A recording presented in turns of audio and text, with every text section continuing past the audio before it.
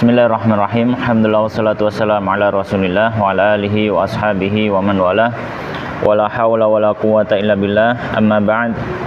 Allahumma subhanaka la ilma lana illa ma 'allamtana innaka antal alimul hakim wa tub 'alaina innaka antat tawwabur rahim. Allahumma faqihna fid din wa 'allimna ta'wil waftah lana futuhal arifin warzuqnal ikhlas fil ilmi wal amal ya rabbal alamin.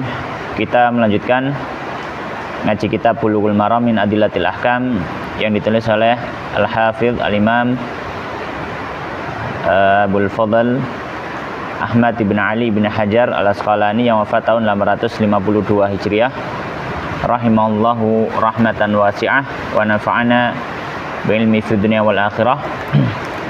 Dan sebelum kita melanjutkan baca hadis berikutnya, kemarin ada satu hal yang menjadi ketergelinciran lisan yang perlu kita revisi. Mari kita jelaskan tentang masuknya bulan Ramadan diperbolehkan dengan kesaksian satu orang. Dan kemarin kita sebutkan itu diperbolehkan untuk bulan Ramadan dan bulan Syawal, ya. Tapi yang benar khusus untuk bulan Ramadan saja, maka diperbolehkan ketetapan masuknya bulan dengan melihat hilal dari satu orang. Adapun selain bulan Ramadan termasuk bulan Syawal, maka harus dipersyaratkan dua orang. Nah, kemarin kita sampaikan bulan Ramadan dan Syawal, ini salah ya. Yang benar bulan Ramadan saja. Boleh satu orang. Adapun bulan Ramadan dan adapun bulan Syawal, maka seperti bulan yang lainnya, yaitu harus dengan persaksian dua orang yang melihat hilal. Baik, sekarang kita melanjutkan pembahasan masih di kitab Siyam, hadis nomor berapa? Nomor 545. Nah, silakan dibaca.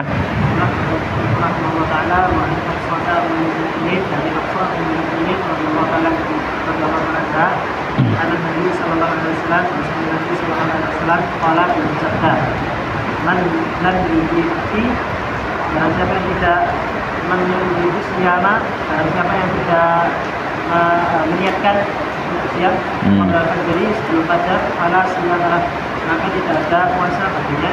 Kalau bisa tidak digunakan lima wamalat diriu dan tidak bisa. Wamalat dan condong, malat condong. Malat condong dan condong ini pada saat bila di atas kepada penguatan maukufnya. Kepada penguatan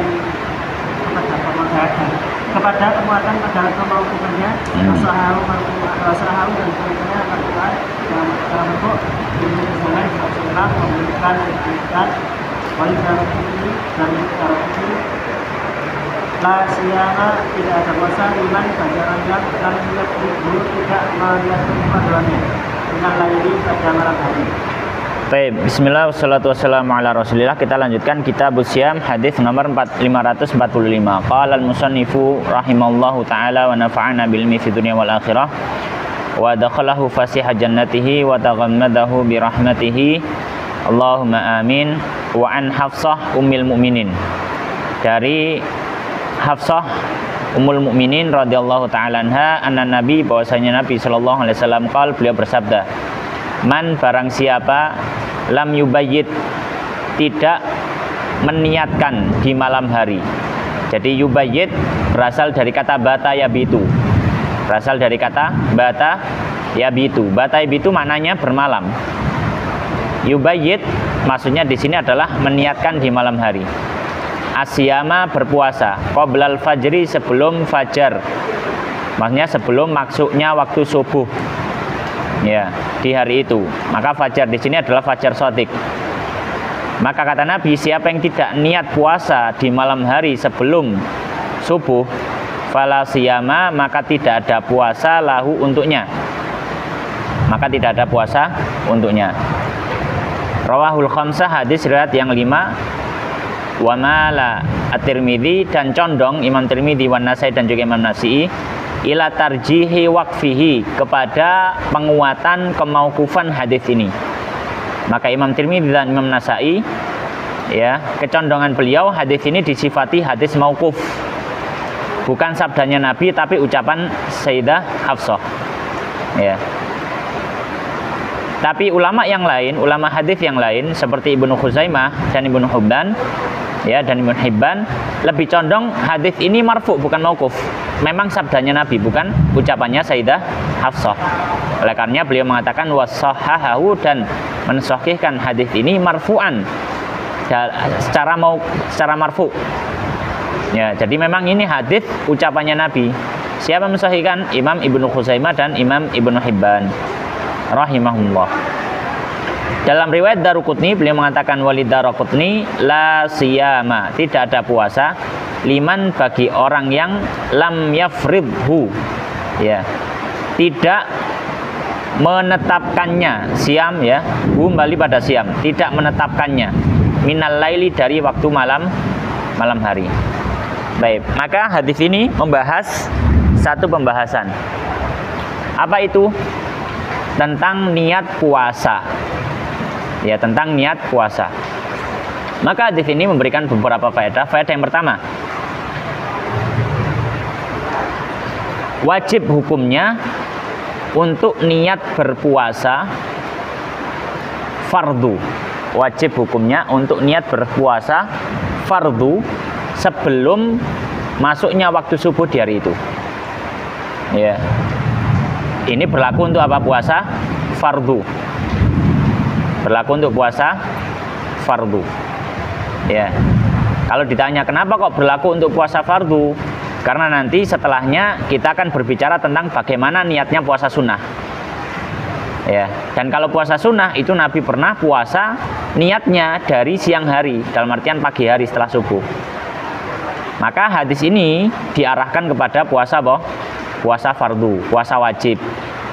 Termasuk di dalamnya puasa Ramadan. Ya, dan juga puasa nazar. Ya. Ataupun apa qadha. Ya, puasa-puasa wajib pokoknya. Ini pendapat jumhur para ulama. Ya, jumhur para ulama.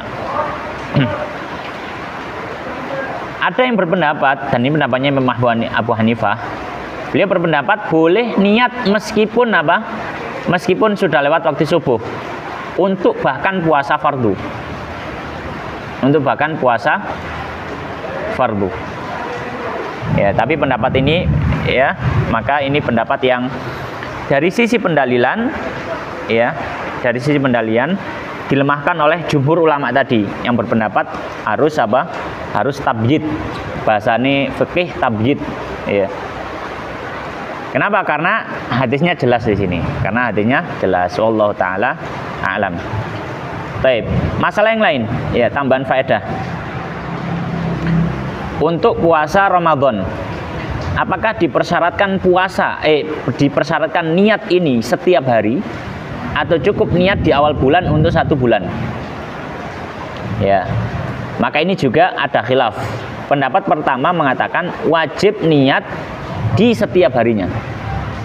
Niatnya kudu apa? Setiap hari. Ya. Dan yang dimaksud niat di sini adalah kerentek hati. Yang penting hati sudah ada kerentek bahwasanya mau puasa. Ya. Makanya hendaknya sebelum tidur itu hati sudah ada niatan besok puasa gitu. Untuk jaga-jaga. Ya, untuk apa? Jaga-jaga. Baik, dan ini pendapat mazhab Syafi'i dan juga para ulama yang lain.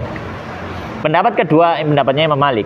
Beliau berpendapat apa? Berpendapat boleh niatnya cuma di awal bulan saja. Ya, dirapel, boleh. Ya, namun disunahkan juga niat setiap hari. Itu Imam Malik. Kalau yang lain, Imam Syafi'i dan lainnya berpendapat niat setiap hari bukan sunnah sifatnya, wajib. Wajib. Ya. Baik. Dan di antara para ulama seperti Imam Zainuddin Al-Milibari dalam kitabnya Fathul Mu'in, beliau mengatakan ya dalam hal ini diperbolehkan mungkin ya sebagai kehati-hatian di awal bulan niat rapel. Ya kayak hati-hati gitu ya. Barangkali ya nanti ada hari yang dia tidak berniat, ada niat yang sudah diikuti dari mazhab Imam Malik. Wallahu taala alam. Baik, berikutnya. Hadis nomor 546 wa Aisyah radhiyallahu anha, dari Bunda Aisyah radhiyallahu anha qalat, beliau mengatakan dakhala alaihi Nabi sallallahu alaihi wasallam. Nabi sallallahu alaihi wasallam. Data yaumin pada suatu hari. Faqala maka beliau berkata, hal indakum, apakah kalian memiliki sesuatu? Punya kami mengatakan la tidak.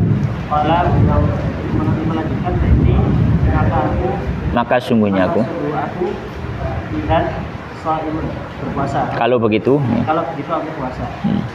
Cuma kemudian atana mendatangi kami lagi yaman pada suatu hari akan yang lain. Fakulna akan mengatakan dia lana haisun. Diadakan kepada kami haisun itu. Hais itu makanan yang terbuat dari kurma, tepung, terus diadon gitu. Apa ya? Hais. Iya sih, ya, jenis makanan hais gitulah. Makanan hais. Apalah maka berkata hari ini kok datangkan kepada kami. Iya.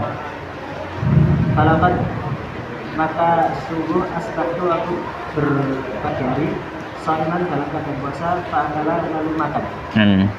Rawahu Muslim, Hadis berikutnya 546.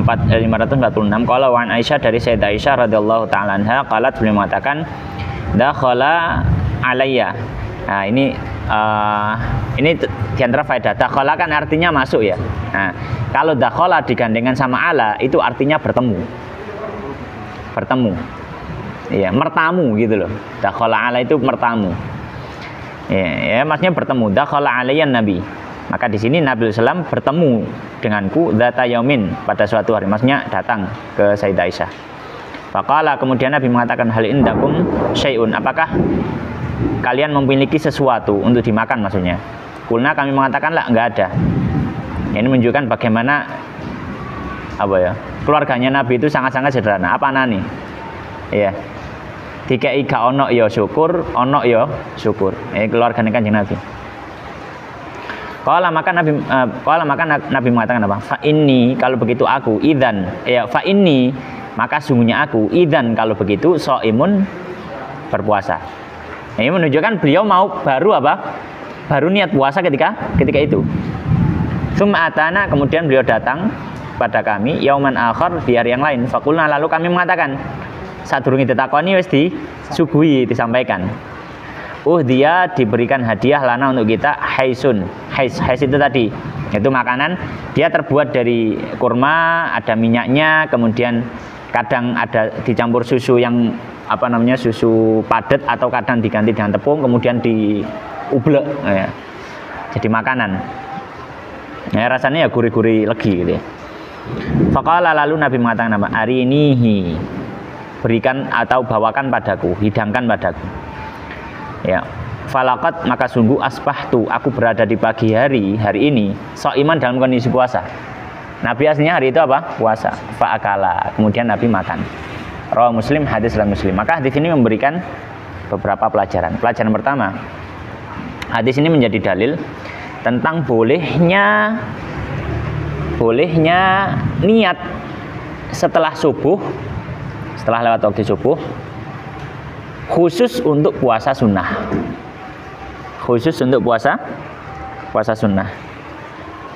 Ya. Baik. Kenapa kok dikhususkan untuk puasa sunnah? Karena untuk puasa wajib tadi sudah ada hadisnya Hafsah. Maka nggak mungkin ini juga puasa wajib. Maka ini dibawa ke arah puasa sunnah. Tapi ini dengan beberapa syarat. Syarat yang pertama, niatnya itu terjadi sebelum masuk waktu zuhur atau sebelum masuk zawal. Sebelum masuk zawal atau waktu zuhur. Maka kalau sudah masuk waktu zuhur, meskipun itu puasa sunnah, sudah nggak boleh puasa lagi. Puasa lagi. Kenapa? Karena sebagian dari waktu siang sudah kelewat. Karena sebagian besar dari waktu siang sudah terlewat. Syarat yang kedua, sebelum berniat dia belum melakukan pembatal puasa apapun. Dia belum melakukan pembatal puasa apapun. Ya, ini syaratnya. Maka kalau misalkan sebelum berniat dia sudah melakukan pembatal puasa, misalkan dia sudah minum, mau cari makanan nggak ada, maka nggak boleh dia niat puasa, karena dia sudah melakukan pembatal puasa. Ya. Baik.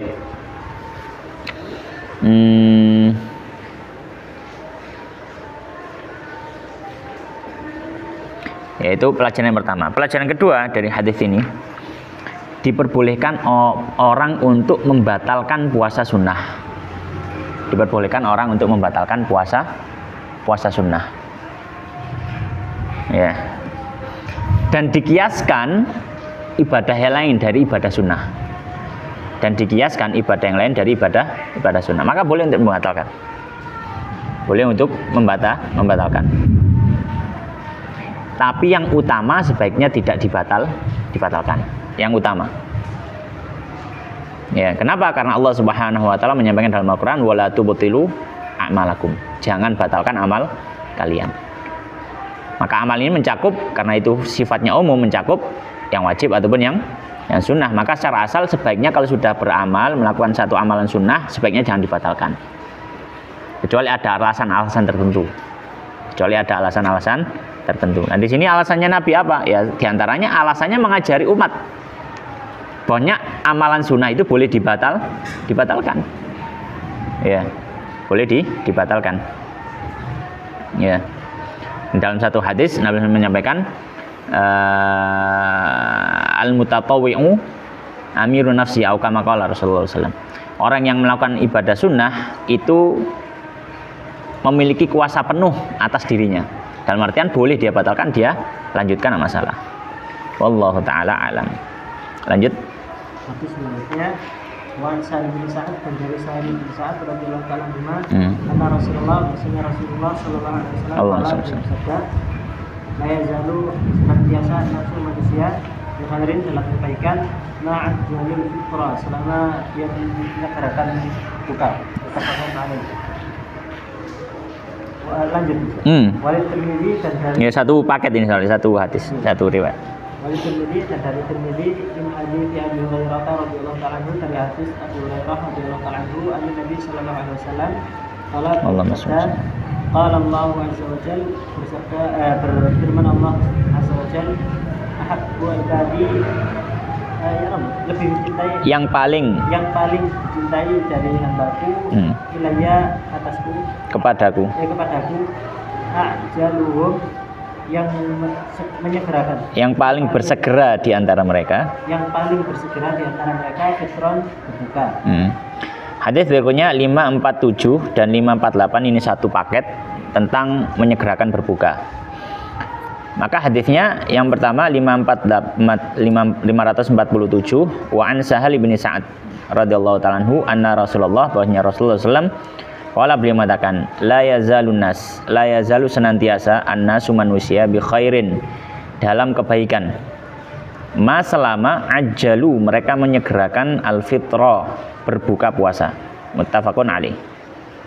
Ya, wali Tirmidzi dalam riwayat Tirmidzi min hadits Abi Hurairah, dari hadisnya Abu Hurairah radhiyallahu ta'ala anhu an Nabi, dari Nabi sallallahu alaihi wasallam, qala, beliau bersabda, qala Allah, berfirman Allah taala, berarti hadis qudsi, ahabbu ibadi, yang paling dicintai dari hambaku, ilayya, kepadaku, maksudnya hamba yang paling dicintai Allah gitu. Ajaluhum, adalah yang paling bersegera dari mereka, fitra, berbukanya. Ini hal ya, tamyiz ya. Apa nih? Fitra, bukoni gitu ya. Maka hadis ini memiliki dua pelajaran. Pelajaran yang pertama ya, atau memiliki pelajaran ya. Ya, diantaranya pelajarannya apa? Termasuk sunnah dalam puasa adalah bersegera dalam berbuka. Ya, adalah bersegera dalam berbuka. Ya. Tapi dengan syarat. Kesunahan ini dengan satu syarat. Apa syaratnya? Jika memang dia yakin atau memiliki prasangka yang kuat sudah masuk waktu maghrib. Dengan syarat, ini syaratnya supaya amalan menyegerakan berbuka ini dinilai sunnah. Syaratnya apa? Dia yakin atau paling enggak dia punya prasangka kuat, ya, dzan ghalib. Pokoknya memang sudah masuk waktu maghrib. Adapun kalau dia masih ragu-ragu, maka secara asal tidak disunahkan untuk segera berbuka. Ya. Dan ini yang kadang terjadi ketika buka bersama. Ya, kadang loh, buka tak gurung kono sadan. Mungkin ini gurung Waktu nih kita ragu-ragu, bingung, maka secara asal tahan dulu. Ya, sampai kita benar-benar yakin. Atau paling enggak ada prasangka yang kuat, baru makan. Ya, baru apa? Makan. Nah, ini penting untuk difahami. Baik, terus selanjutnya nomor 549 Anas bin Malik dari Anas bin Malik radhiyallahu ta'ala anhu berkata qala Rasulullah sallallahu alaihi wasallam tasahharu sahurlah kalian fa inna makasnya fi sahuri dalam sahur barakatan tafakkur alaih. Oh ya. Tapi sebelum kita bahas hadis ini, ada pelajaran berikutnya, pelajaran kedua dari hadis sebelumnya tadi. Ya. Karena disunahkan untuk segera berbuka, maka lawannya dimakruhkan menyengaja mengakhirkan buka puasa. Padahal dia sudah tahu, yakin atau prasangkanya kuat sudah masuk waktu maghrib. Dimakruhkan. Kecuali karena ada alasan tertentu. Ada udzur syar'i, misalkan lagi sibuk apa, ngajar atau apa. Ya, kalau misalkan di stop di situ kayaknya kurang afdol. Tapi paling enggak bawa minum apa supaya bisa batalkan. Baik. Sekarang hadis berikutnya 549. Qala wa an Anas ibni Malik, dari sahabat Anas bin Malik radhiyallahu taala anhu, qala beliau mengatakan, qala Rasulullah, bersabda Rasulullah SAW, tasahharu, bersahurlah kalian, fa inna fis sahuri, karena sesungguhnya di dalam makan sahur, di dalam makanan sahur, barokatan itu ada keberkahan. Ya, barokatan ada keberkahan. Maka perlu kita bedakan antara as-sahur dan suhur. Beda ya. As-sahur dengan fathah itu makanannya. Maka berkah ini kembali kepada makanan itu. Karena memang secara asal makanan ada keberkahan. Tapi ketika sahur, ya ada keberkahan kalau kita baca basmalah ya. Tapi dalam sahur itu lebih ada keberkahan. Maka sahur ini adalah makanan itu. Kalau as-suhur pakai dhammah, maka perbuatannya. Maka apa? Perbuatannya. Sama seperti wudhu dan wadhu. Nek wudhu itu perbuatannya, nek wadhu alat gaya wudhu, yaitu air. Ya, baik. Maka hadis muttafaqun alaih, hadis riwayat Bukhari Muslim. Hadis ini memberikan pelajaran. Di antaranya pelajaran yang pertama, disunahkan untuk makan sahur. Ya, dan alasannya karena ada berkah di situ. Ya, di antara hikmahnya ada berkah. Disunahkan untuk makan sahur. Itu pelajaran pertama. Di sini ada menyegerak, mengakhirkan sahur nggak ya? Ya, nggak ada. Kalau gitu kita tambahi. Pelajaran kedua, meskipun nggak ada di hadis ini, kita tambahi karena sedang bahas sahur. Pelajaran kedua, disunahkan untuk mengakhirkan makan sahur. Ya. Mengakhirkan makan sahur. Ya. Sampai waktu yang sekiranya tidak terlalu mepet dengan azan. Ini juga penting. Bukan berarti mengakhirkan sahur terus mau mepet sama azan. Ngombe, mari ngelek-gelek langsung azan. Enggak, bukan seperti itu. Tapi apa? Nabi SAW dalam satu hadis yang lain beliau mengatakan, ada seorang sahabat yang beliau pernah makan sahur dengan Nabi, kemudian ditanya kapan jaraknya atau berapa jaraknya, maka beliau mengatakan qadra khamsina ayat, sekitar 50 ayat. Dalam artian antara selesai makan sahur dengan adzannya itu ya sekitar apa? Jarak 50 ayat. Iya. Maka para ulama mengatakan disunahkan untuk mengakhirkan, tapi tidak terlalu mepet. Kenapa? Kalau mepet itu nanti akan berkonsekuensi dia akan tergopoh-gopoh. Ya, dan tergopoh-gopoh nanti apa? Terburu-buru memudaratkan diri sendiri. Wis sing kalau selek ta sing engko moro-moro mangane jek nanggone mulute, kemudian apa wis adzan wis gopoh kabeh akhirnya. Ya, maka hendaknya apa? Makan dengan tenang. Ya. Kalau misalkan subuhannya jam 4, makan jam setengah 4 atau mungkin jam 3:03 itu sudah makan dengan tenang enak. Habis itu makan selesai, bersih-bersih diri, ya sikat gigi, kemudian wudhu, kemudian cuci muka dan macam-macamnya masalah. Itu pelajaran yang kedua. Ya.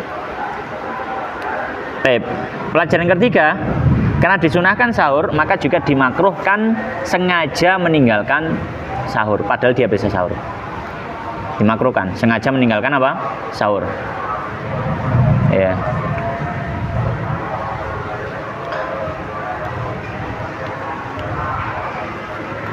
Lanjut. Selanjutnya nomor 550 ya 550. وعن سلمان بن سعيد بن عنه عن النبي صلى الله عليه وسلم قال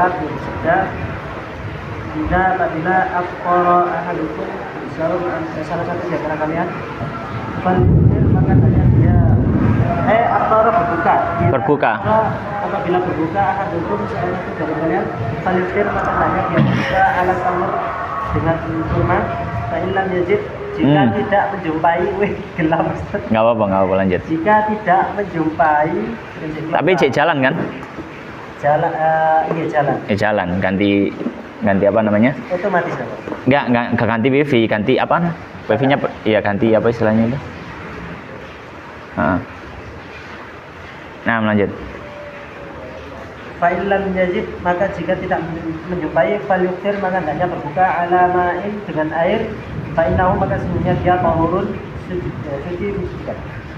Rawahul Khamsah diriwayatkan oleh Imam wa sahahu Ibnu Khuzaimah dan sahihkannya Ibnu Khuzaimah wa Ibnu Hibban dan Ibnu Hibban wal Hakim dan Hakim. Saya bisa nyelih. Oh kau ngono, kakak ini tak kerja nih. Iya, amit. Ini kata? Iya, masyaallah seru. Baik.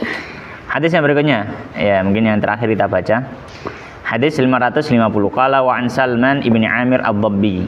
Dari Salman bin Amir ad-Dabbi radhiyallahu ta'ala anhu. Ani Nabi dari Nabi sallallahu alaihi wasallam, qala beliau bersabda, "Idza apabila aftara berbuka ahadukum salah seorang dari kalian falyuftir hendaknya dia berbuka ala tamrin atas kurma, maksudnya berbuka dengan kurma. Fa illam taj'a tamrin itu kurma yang sudah kering, bukan kurma yang basah. Ya. Tapi sebenarnya dalam riwayat yang lain rutab dulu baru apa? Tamr. Fa illam yajid jika tidak mendapati fal yuftir maka hendaknya dia berbuka ala ma'in atas air, maksudnya dengan air. Fa innahu maka sungguhnya air itu tahurun penyuci. Ya. Rawahul khamsah hadis diriwayatkan yang 5. Wasahau Ibnu Khuzaimah dan disahihkan oleh Ibnu Khuzaimah wa Ibnu Hibban dan Ibnu Hibban wal Hakim dan juga Imam Hakim. Maka di sini memberikan satu pelajaran, ya, satu faedah tentang apa? Tentang anjuran urutan dalam berbuka. Makanan yang paling dianjurkan untuk berbuka. Ya. Maka para ulama mengatakan mengambil dari hadis ini dan juga hadis yang lainnya ya. Yang paling dianjurkan paling atas untuk berbuka ya. Yang pertama adalah rutop kalau ada. Yang paling utama. Rutop itu apa? Kurma yang masih ada airnya itu. Itu rutop. Kalau ada. Ini yang paling utama. Baik. Kalau tidak ada maka setelahnya dengan kurma yang sudah kering yang disebut dengan tamr. Dalam hadis ini disebutkan tamr. Ya.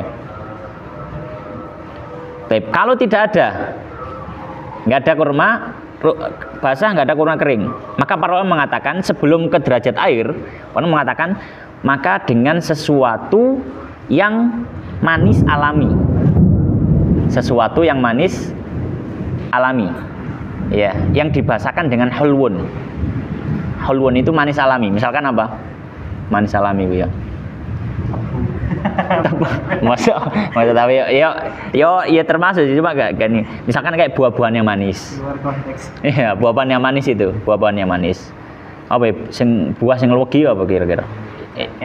Ya mungkin kelengkeng legi sih. Legi sih. Ya, mungkin itulah atau apa jenenge? melon atau garbis yang manis-manis lah pokoknya, yang manis asli. Kalau nggak ada yang manis asli, maka yang manis buatan, yang dibahasakan halwa. Seperti apa? Jajan, ya, godo gedang. Nah, itu termasuk sebenarnya masuk di sini godo gedang itu. Ini godo gedang atau apa gitu ya. Sesuatu yang manisnya asli. Nah, pisang itu berarti manisnya asli ya, manisnya asli. Kalau nggak ada maka yang manis buatan. Tapi ini, ya, manis buatan. Kalau nggak ada baru air. Kalau nggak ada baru air. Itu yang disebutkan oleh para fuqaha dalam urutan apa? Urutan menu untuk membatalkan puasa. Ini bukan menu makannya, tapi untuk membatalkan. Jadi yang paling atas rutop, setelahnya tamer, kemudian hulwun, kemudian halwa, kemudian mak, kemudian air. Ya, kemudian apa? Air. Ya, maka ini untuk membatalkan. Baik, demikian wallahu taala alam wa sallallahu wa sallim wa barik ala nabiyina Muhammadin wa ala alihi wa ashabihi ajmain. Subhanakallahumma bihamdika asyhadu an la ilaha illa anta astaghfiruka wa atubu ilaik wa akhiru da'wana alhamdulillahirabbil alamin wallahu taala a'lam. Masalah, kita ini bisa. Tisecep, enggak apa-apa.